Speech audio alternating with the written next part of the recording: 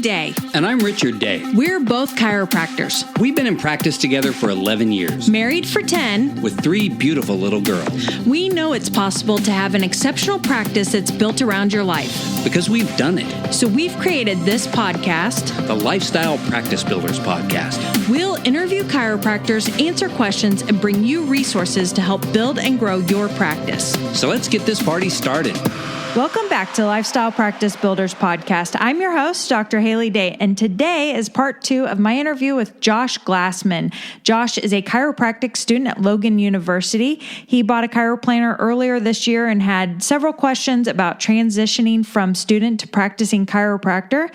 So I asked if he'd let me record our conversation and share it with you. So let's listen in to the rest of our conversation. I guess that kind of leads in a little bit too with one of my other questions with my wife. If my spouse wants to be involved in the business, what would be the best way for her to do so, or I guess also for him to do so, for those who are in a different circumstance, especially for a spouse who's not a DC? And then I guess kind of as a follow-up with that, for a spouse who is a non-DC, would it be more beneficial for them to have like a business background education or like a supplemental treatment education, like in nutrition or something like that? And how much education would be the most beneficial for those, if any? Sure. I think that where I would start, if that were the case for me, then I would have, like for you, I would have your wife come work in the practice and see where she naturally fit in, because it could work either way. I mean, I think you could add supplemental, like nutrition, that kind of thing. But initially you're going to need a front desk. You're going to need help at the front, and for her to get used to those things. If she just went into and did nutrition, then you're going to need someone else, to help you both with the front desk. It's almost like starting 2 businesses at once. Yeah. So I think it would be better to have her run the front desk. And if she enjoys it, or she has the ability to do so, to help you with bookkeeping and social media and insurance billing, all those kinds of things. There are going to be a lot of that you're going to have to figure out in the beginning. And if she's good at the business side of that kind of stuff, then that's going to be really helpful for you. Would you say that any particular formal training in that area would be more beneficial starting out? I think I would search it out as needed. Okay. So I think that there's plenty of stuff that you can watch online. I mean, you can listen to, I'm sure there's podcasts and YouTube videos, and a lot of it's just customer service. Okay. So when someone walks in the door, how the customer service of treating the patients, and then insurance billing. I think there's definitely room for education on that. And it's all online. There's some great resources online to learn about that. And bookkeeping, I'm sure there's online courses for that. That's something your accountant could probably show you some basic things, and it really isn't that much work to do to enter QuickBooks and that sort of thing. So, but I think online, I would just stick to online courses and diving deeper into the things that you need help with that she can help with. Okay. I know that's something I've seen you guys mention before, and then I've also seen others as mentioning the value of having like an account. Yes. Yeah. Well, you need, I think you guys especially are the ones who have mentioned like really trying to find one local as part of like your networking. I recommend finding a CPA, I think, is the best. And then also referrals. You want to find a CPA through people who know, like, and trust them. So a lot of people come to us and want to use ours, but I definitely think finding someone local is great, and they know what they're doing, and they can show you very quickly what you need to be doing. And it's not a lot of real deep work. And then you leave that, the rest of that to them. But I even did our payroll and quarterly taxes and stuff. And I just paid our CPA to show me how to do all that stuff. And he did. And so I was able to do that. But the bookkeeping's so easy that they probably wouldn't even charge you. So you're just separating things out into each category. But she could be a lot of help. It's still something that, your time is best spent with patients and getting patients in the door. And anything else that she can take off your plate is awesome. Okay. And I know one of the things as well that we talked about was the joy, I guess, for lack of a better word, of also, having the kids in the practice as well, letting them come in when they're done with school or at different times. And that when people see that they actually respond very well to that. And I think that that's the tribe you're going to create, is that it's people who are family friendly and enjoy that kind of environment.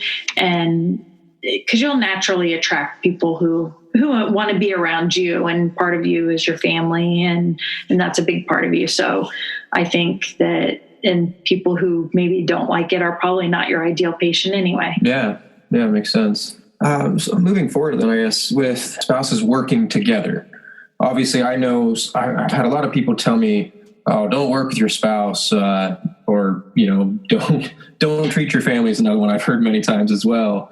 But with obviously you and your husband working together, and I know there are many others who do, what is your best advice for spouses working together, whether they're both chiropractors or not?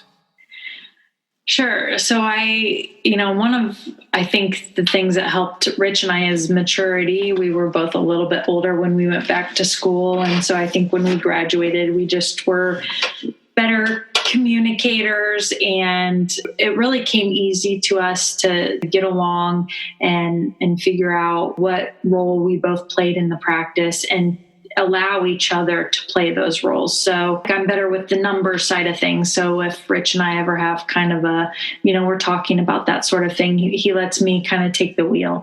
And if we're talking about patient care or marketing, he's probably more on top of that. So letting your spouse do what they're best at, and then communicating, and also being able to take criticism well, and knowing that you can say, hey, I'm not, for you, if you can say to your wife, if she's at the front desk, I think that from now on we should start doing it this way because I didn't like how this went with this patient. But in the same respect, she can say, hey, that patient didn't really seem to like when you said blah, blah, blah.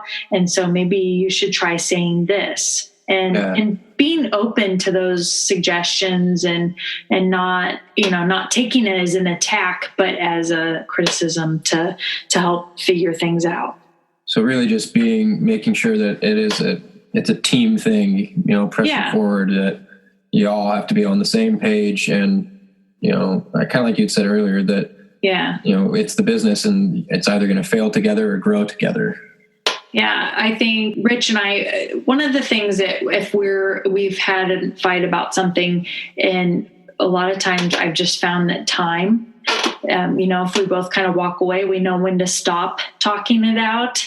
So being able to talk things out, but then knowing when to give it the time, the space to maybe figure some other parts of the pieces out, and see if you can get on the same page as the other one, and try to understand. One of the things I was saying earlier too is that miscommunication is a lot of times just a misinterpretation, because whenever we're communicating with someone else, we're interpreting what they're saying, whatever they're trying to say to us. So everything. All of those aspects, and a lot of times it's just a misinterpretation, and then getting it wrong. So I think being able to step away and think about it again and come back to it later on is good. Yeah, I know that was something that we had kind of touched on earlier, was knowing when to stop communicating, essentially. And kind of I think I mentioned that I'm a fix-it person. I like to sit down and fix something until I'm blue in the face a lot of times. And my oldest daughter is the same way. That there's so many instances I can remember with her, and sometimes I see too much of myself in her, but she's a very smart little girl, and she will get so focused on something, and she'll get so frustrated if she's not getting it. I feel so bad for her sometimes, because she loves to draw, and a lot of times she asks me to draw something, and then she'll sit down and try to draw it, and she always gives me this look of just disappointment as she realizes her drawing isn't as good as mine. Mm-hmm. And she hasn't quite grasped that concept of, well, I've been doing it for a much, much longer time. By no means am I a good artist. I dabbled in it when I was, younger, but not anymore. But she'll hit that look of just pure disappointment and really frustration too, of not being able to create the same type of thing that I do. And it's, I always try to remind her that it's practice, it's progress, it's, giving it time and whatnot. And I feel like at the same time, I end up almost having to repeat that lesson to myself as well, with whenever I'm doing something, or even when I'm, talking with my wife, that one of my biggest troubles is because I like to fix it. I will, try to sit down and work through things, when sometimes really the best thing is kind of like you said, to walk away, to let time kind of take care of it.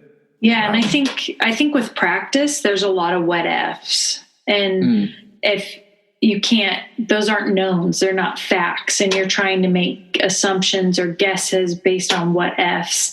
And a lot of times that's where the time comes into place. You just have to let time pass to figure out some of those what ifs so that you can make a better decision down the road. Yeah. So kind of then, I guess, again, leading into another question so well, is with resolving disagreements or differences, whether clinical or personal, besides, I guess, kind of the things we've talked about, is there any other advice that you would have for kind of going through that? Yeah, when we were first in practice, we obviously got in more arguments over things. And I think what we established early on was, hey, we're on the same team.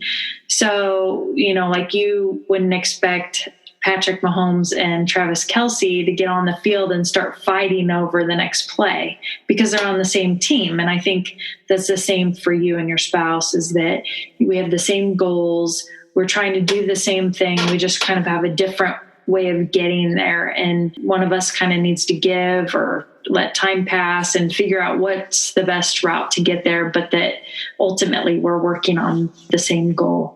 I guess you might need to clarify, for those who aren't too familiar with the world champion, Super Bowl winning Kansas City Chiefs there.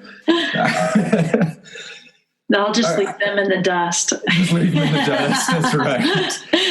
But I think that is a really good point again, it feels like it just kind of ties back into respecting each other's strengths and realizing that concept of, football and a team, or really any team sport, of, you're not going to see them going at it, but each of them has their own role. And if both of them aren't really pulling their weight or on the same page, then there is going to be things that aren't going to go well. And so that does make a very good point, I think, to me especially, and hopefully to others. Yeah, I think it's really important too that maybe if you started the practice and you were working together and it wasn't working out, that you can equally, maybe this isn't the best decision for us. Maybe before we get too far into this, it would be better for you to be doing something else, or to go a different route than to keep. Because I see so many people on Facebook talk about how, they've been working together for 9 years and it's been awful for 8. Well, think of how much better it would be if they had decided 8 years ago it wasn't working and not to do it. So then really also just making sure you have the humility to accept if things aren't working, that's, doesn't mean that there's anything wrong necessarily in the relationship, that it just, the side of the business needs a little bit of adjusting. Yeah, and you're not.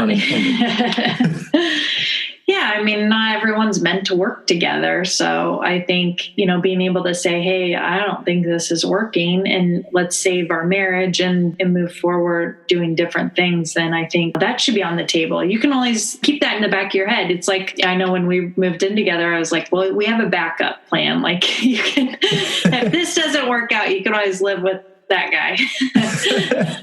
But, it just kind of helps. It reassures you that, hey, it's okay if this doesn't work out. Life goes on. Yeah. It's not determined by this one aspect of our life. And that way it's easier that if it doesn't, that you just move on and not, make it into the worst case scenario. And for us, that's definitely our marriage. Is we've worked through many things, and we've always, come out stronger in the end because of it. And we do work very well. We're very compatible as far as like our personalities and everything. And so I feel like if she, again, I don't know if she can hear me, but if she does want to work in the office with me, I would love to have her, because I love my family very much. I would love to be able to see them, but also realizing that there would have to be kind of that business disconnect. And making sure that we are on the same page. And that is something we've talked about before is actually, I know a chiropractor back in Oregon who his wife has worked in the office a lot with him. And one of the things that they set out was being a team. And so they literally with their kids, they set out and said, we are team so-and-so, and we're all going to make sure we stick up for each other, and if something goes wrong for someone, it's going to go wrong for all of us. And we're going to make sure that we're, right there to back them up. And we've talked with them a little bit about that and kind of wanted to incorporate some of those types of ideas and ideals into our own family, making sure, we are a team. We back each other up 100% of the way. And, I've got young kids, 5 and under, so they're a little young to understand it, but still kind of establishing that. And that way, as they grow and get older, then that will be there. And, to see it flourish, really, hopefully, along with the business. I think we talked about it earlier too, that Rich and I do a lot of date nights and sometimes 3 times a week. And it sounds like a lot. Like, I think if I were you and my kids were those ages, I would think it was too much, but we're kind of to the point where our girls are a little bit older and the time is nice. And it's typically just, the babysitter's putting them down to bed and we've been with them all day. And so it's nice to get away. And we talk about business and sometimes we don't. I was telling you earlier, we talk about how cute our kids are. I was laughing because I remembered what we talked about earlier. The question was like, so what do you talk about? Because, we're almost 8 years into marriage. And even then it's like, well, I've been at school all day. How's your day? Well, I took care of the kids all day. All right, well, what else do you want to talk about now? And we talk about how cute our girls are. And I don't know, we just to start, I think, we were talking, I said that Rich has a music studio. And so creating music and playing music is really important to him. And so we talk about, how we can make more time for him to do that. And for us, what kind of concerts we could go to, because that's an aspect of it that he enjoys. And then also what are important to us? What are our 3-year goals or our 5-year goals? And are we doing what we need to be doing to get there? But not in a businessy way, more of a kind of, I guess, a self-assessment way. Are we, and is that still our goal? Is that still the goal? And what are we doing to get there? And what are some other dreams we could have to help get us to those goals? So, yeah.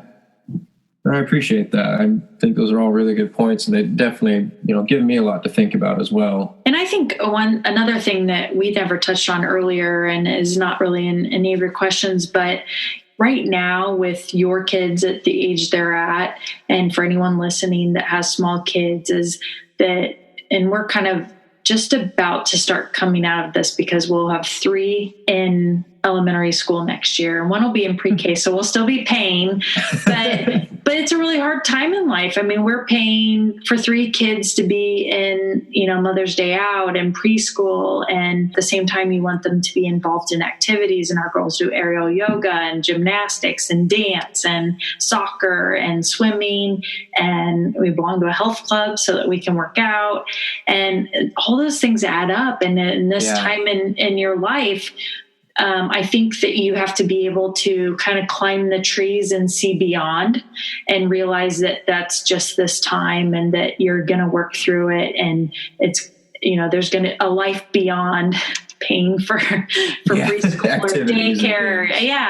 And also even just to have that time, when they're at school, that you can, work without feeling the regret or, that they're doing what they need to be doing and you're doing what you need to be doing. So for anyone, I just want to give you a shout out to anyone that has small kids that you're doing what you need to be doing and the time passes. So enjoy where you're at too, because you want to enjoy the journey and you want to enjoy your kids at those ages and all their nuances and all their eating and there are many sometimes. All their bedtime routines and all that stuff. So enjoy it, but realize that, those days are numbered and that you'll move beyond and enjoy that.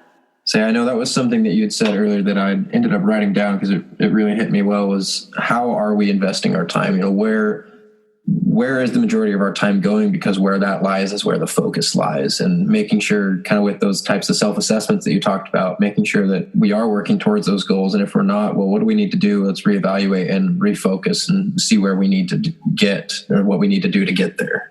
Yeah. Well, thank you. I really do appreciate you taking the time to answer some of these questions for me and hopefully for others as well. Yeah. Thank you for doing it twice. I hope we're, I feel like we're a little frazzled. We were a little fresher earlier for anyone still listening.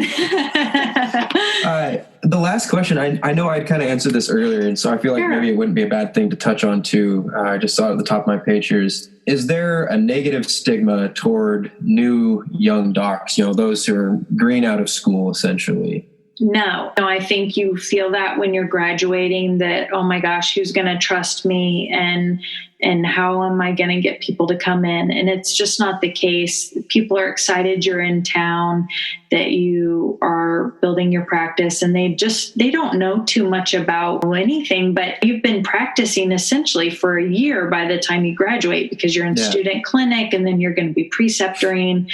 And then also, one of the great things about when you just graduate is you have so much time, especially if you're building your own practice, to really dive deep into your patients' issues and to really get them the answers they need, the exercises they need, the time that they need, and you have this goal to see them through. And practicing, a doctor who's been practicing for 20 years, they have that they've been doing it. And so they kind of have a better feel for what they're doing, but at the same time, they don't have that time to spend with the patients. They aren't going home and reading, exercises or orthopedics, or, really giving them that time that you're able to give in the beginning. And so I think the natural feeling is to feel that way, but it's not like that at all. It wasn't for us at all. And I know several doctors who have graduated, recently, even from Cleveland, that are doing really well and have their whole town behind them.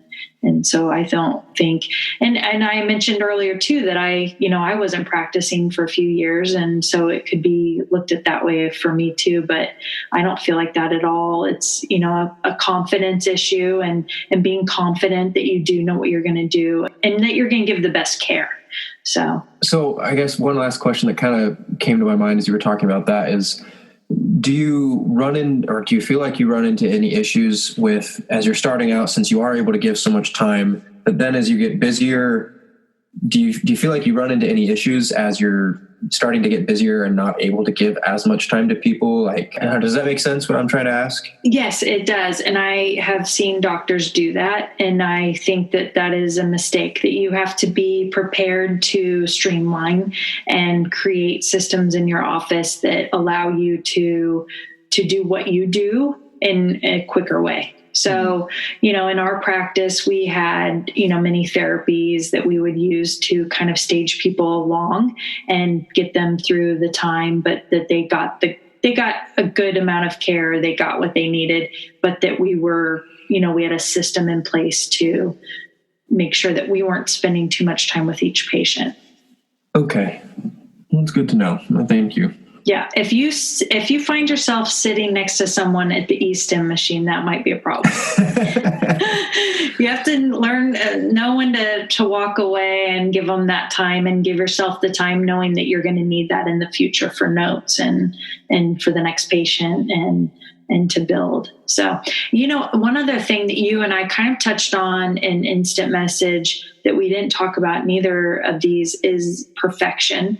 And it's something, and so if a new doctor graduates and they want to they have this idea of perfection of the business, of the clinical side, any of that and I see this a lot, that you have to realize that you're going to make mistakes or things aren't going to go right, but that you need to be always doing and getting patients in, and you're going to stumble along the way, but you can't prevent that. No amount of preparation is going to allow you to be perfect, because we just aren't perfect creatures.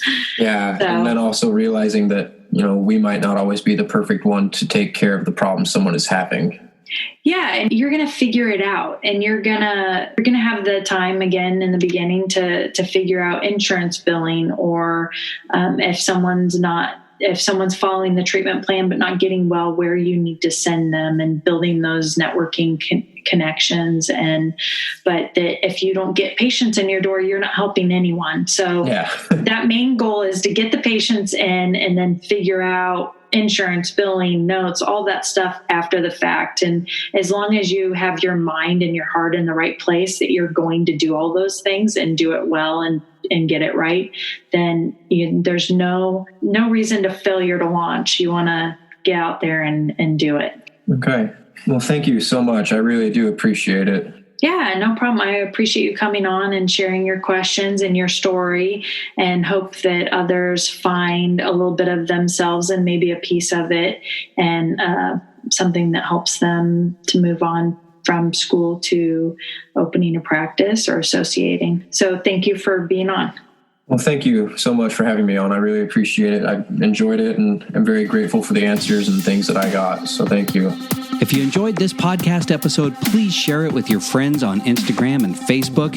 And for those of you who are already subscribers, we really appreciate it. Thanks for the reviews. We love reading those and knowing that you're loving the podcast. If you're looking for more tips and inspiration, be sure to check us out at lifestylepracticebuilders.com, or join our business and marketing Facebook group for chiropractors at facebook.com/group/lifestylepractice.